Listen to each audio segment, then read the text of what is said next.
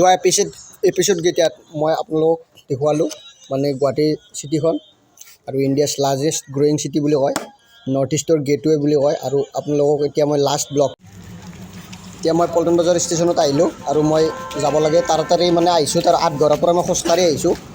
এতিয়া 5:30 বাজিলে মোটামুটি। আপোনাৰ মানস ৰাইনত যাম মই, এইটো ওপৰৰ পৰা মই দেখুৱাইছোঁ এখন ব্ৰিজখন আৰু এইটো ডাষ্টবিন। আৰু আমি ট্ৰেইনখন ৰখি আছে 2-3 নম্বৰ প্লেটফৰ্মত।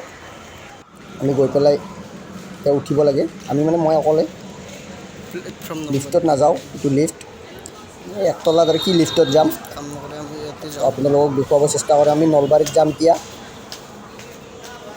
এইখন ৰাইট চাইডে ট্ৰেইনখন। এতিয়া উঠিম আমি আৰু এতিয়া উঠিলোঁ।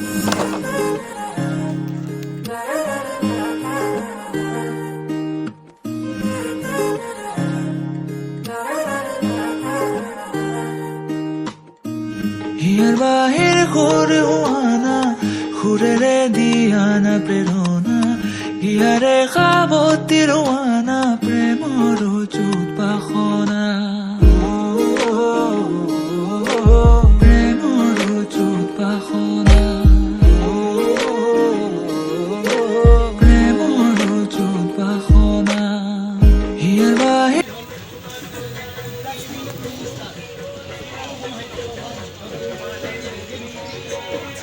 তো আপোনালোকে শুনিছেনে? মানে গান মাৰি আছে, অসমীয়া গান। মানে একজন অন্ধ ব্যক্তি এজনে ধুনীয়া গান মাৰি আছে। এইবিলাকে একদম জবৰদস্তি বেয়া লেতেৰা কৰে। ৰেল লাইনৰ কাষৰ জাগাগিলা কৰে আৰু ডাঙৰ চিটি না কি ক'ব, সিহঁতক উঠিও দিলেও ক'ত যাব, ঘৰ বাৰী নাই।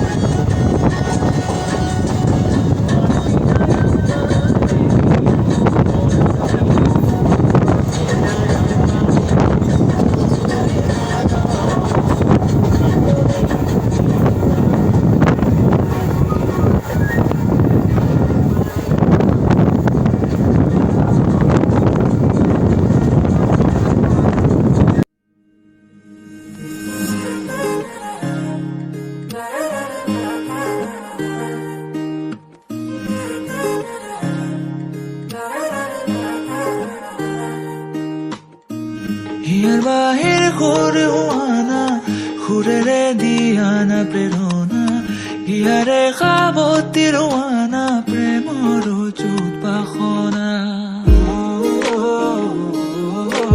প্ৰেমৰ যুত বাসনা, প্ৰেমৰ যুত বাসনা। হিয়াৰ বাহিৰ সুৰ হোৱানা সুৰেৰে দিয়ানা প্ৰেৰণা, হিয়াৰে সাৱতী ৰোৱানা প্ৰেমৰ যুত বাসনা।